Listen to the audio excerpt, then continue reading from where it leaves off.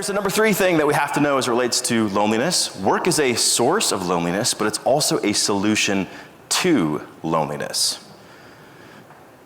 So work is a major source of loneliness. Many of you can probably relate to some of these examples, whether you're working remotely, you're the only parent of young children on a team, if you're have a coffee break or a lunch break and you're just scrolling social or checking email and not connecting with somebody, if you just lost your biggest client, if you're transitioning teams or organizations, that can be very isolating.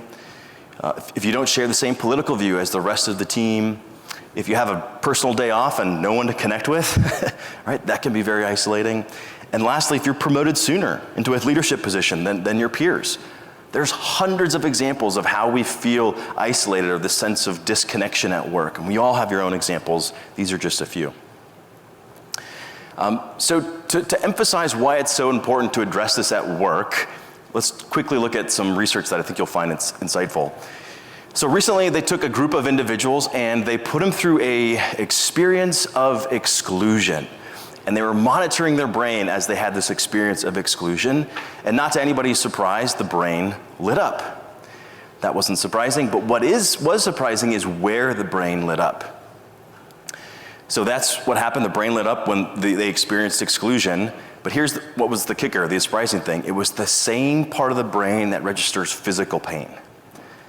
So same part that registers exclusion also registers physical pain. So what can we deduce from that? Being excluded is felt the same as being physically hit.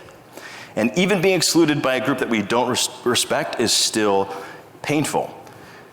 So if the folks on your teams, if they're experiencing a sense of disconnection or loneliness, and it's invisible, right? We can't see it. They may not even know what they're experiencing.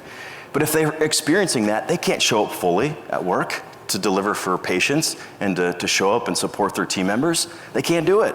Because if they're feeling disconnected and lonely, it's as if they're getting socked in the gut. That's as if you were to show up to work and you had a bleeding appendage and someone said, yeah, get to work. It's like, no, I got to take care of this first, right? Otherwise, I'm not going to be able to focus on anything. So same thing here. And that's why this group, Memorial, it's so important to address mental health, because we got to address it if we're going to show up fully to work to do the best work that we can.